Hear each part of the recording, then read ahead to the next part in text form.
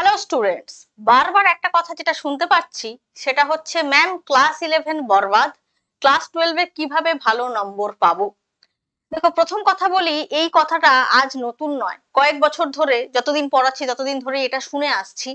এখন semester system হয়ে গেছে এবং আরো বেশি করে এটা শোনা যাচ্ছে, কারণ যখনই ক্লাস 11-এ প্রথম সেমিস্টার 35 কোয়েশ্চেন এমসিকিউ থাকবে এবং অনেকেরই চিন্তা ভাবনা হয়ে গেছে ও 4টে অপশন থাকবে, তো ওটার জন্য বেশি খাটার দরকার নেই, এমসিকিউতে অত বেশি পরিশ্রমের কিছু ব্যাপার নয়।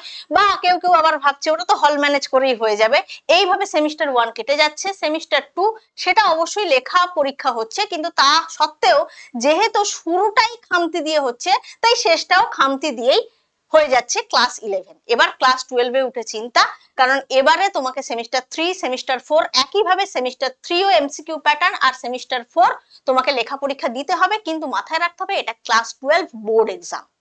এখানে ভালো নাম্বার পাওয়া এবং সেটা থেকে আরম্ভ করে আবার হায়ার স্টাডিজে যাওয়া, বা তুমি যদি অন্য কোনো কম্পিটিটিভ দাও সেখানেও কিন্তু 11-12-এর যা যা টপিক গুলো তুমি পড়েছো সেগুলোকে কাজে লাগানো, তাহলে সেটার কি হবে। এইভাবে গাফিলতি করে কি সেই কম্পিটিটিভ পরীক্ষাগুলো পাওয়া যায়, ক্র্যাক করা যায়, সফলতা আসে? আসে না। তাই প্রথম কথা বলি যে এই ক্লাস 12 যেখানে আমাদের কি কি রয়েছে, সেমিস্টার 3 অ্যান্ড সেমিস্টার 4 রয়েছে, প্রথম থেকে খুব সিরিয়াসলি তোমাকে পড়াশোনাটা শুরু করতে হবে। এখনো সময় আছে, যারা করনি তাদেরকে বলছি সাবধান হয়ে যাও। প্রথম থেকে নিজের হাতে নোট তৈরি করো, নিজের হাতে নোটস তৈরি করো, যেখান থেকেই পড়ছো। ঠিক আছে, যেখান থেকেই পড়ছো, তুমি ইউটিউবে ফ্রি ক্লাস করছো, তুমি কোনো পেড ব্যাচে রয়েছো, তুমি অফলাইন কোচিং সেন্টারে যাচ্ছ, যেখান থেকেই পড়ো, যেটা পড়ছো যেটা বুঝছো সেই সব কিছু নিজের হাতে একদম ঝকঝকে নোটস তৈরি করো। এবং একটা আমি রাফ লিখছি আবার পরে বসে ফেয়ার করব, এত কিছু সময় কিন্তু থাকে না। সুতরাং পড়তে পড়তে তুমি যখন পড়ছো তখন তো নোটসটা তৈরি করছো, সেটাকেই একটু সুন্দর করে গুছিয়ে তৈরি করো, এবং যতটুকু সেখানে গ্যাপ থাকছে, যতটুকু তুমি মনে হচ্ছে যে এখন সময় নেই, কোনো রকমে লিখেছি ছোট করে, পরে ওই জায়গাটাতে পেজ ছেড়ে রাখো, সেখানটা কিন্তু কমপ্লিট করে নাও। এবং প্রথম থেকে নিজের হাতে সুন্দর করে প্রত্যেকটা সাবজেক্টের কথাই বলছি, ভালো করে নোটস তৈরি করো এবং ভিত মজবুত করো, ভিত মজবুত করো। যদি তুমি ভিত মজবুত না করে বাড়ি তৈরি করে ফেলো তাহলে সেই বিল্ডিং কিন্তু বেশি দিন স্থায়ী হয় না, ভেঙে পড়ে যায়। ঠিক তেমনি তুমি যদি বেসিক কনসেপ্ট ক্লিয়ার না করে অনেক কিছু পড়ে ফেলো, তুমি সেটাকে বেশি কাজে লাগাতে পারবে না।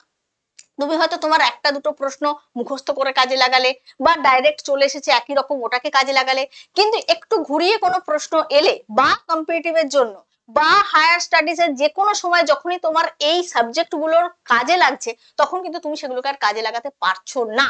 সুতরাং আমি বলবো যে বেসিক কনসেপ্টের জায়গাটা ক্লিয়ার করতে করতে এগো। ক্লাস 12-এ যা যা পড়া হচ্ছে বুঝে পড়ো, বুঝে পড়লে মুখস্থ করার প্রেশার একদম জিরো হয়ে যাবে।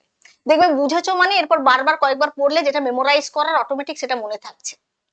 এবার যখনই তুমি দেখছো যে এই সময়ে ক্লাস 11-এর কিছু জিনিস তোমার কাজে লাগছে, প্রত্যেকটা সাবজেক্টেই অল্প বিস্তর কিছু এরকম থাকে যেগুলো ক্লাস 11-এ পড়ানো হয়েছে, যেগুলো কাজে লাগছে ক্লাস 12-এ কোনো চ্যাপ্টারে গিয়ে। উদাহরণ হিসেবে কেমিস্ট্রির কথা বলি।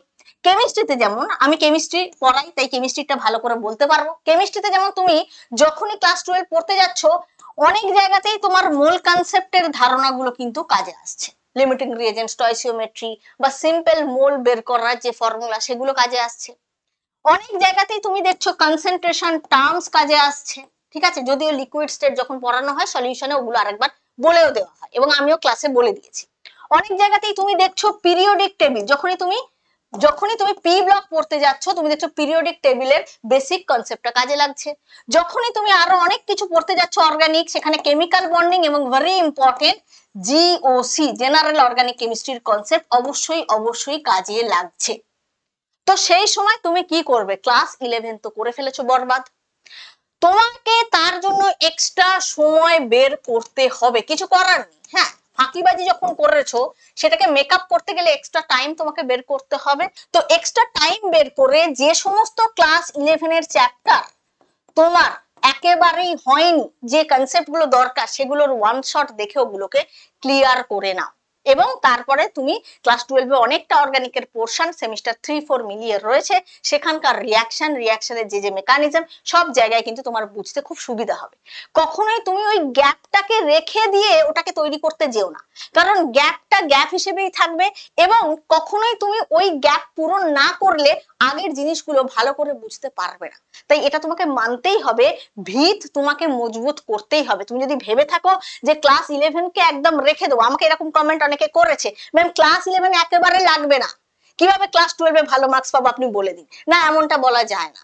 ক্লাস 11-এর যে কনসেপ্ট যেখানে যেখানে লাগছে তোমাকে সেই জায়গাগুলো এক্সট্রা টাইম বের করে পরিশ্রম করে ম্যানেজ করে নিতে হবে, যাকে বলে ব্যাকলগ। ওগুলো তো এখন ব্যাকলগ হিসেবেই রয়েছে, সেগুলো কভার করে নিতে হবে। কারণ তুমি তখন ফাঁকিবাজি করেছো। কিন্তু যদি তুমি চাও যে ক্লাস 12 ভালো রেজাল্ট করবো এবং তার সাথে কম্পিটিটিভে ভালো স্কোর করব, ভালো র্যাঙ্ক করব, এই বছরই ক্র্যাক করব, তাহলে তোমাকে কিন্তু ক্লাস 11 কভার করতে হবে যে যে জায়গায় অন্তত খামতি আছে। আমি এখানে কয়েকটা টপিক লিখেছি যেগুলো তোমার বেশি করে ক্লাস 12 পড়তে গিয়ে কাজে লাগবে।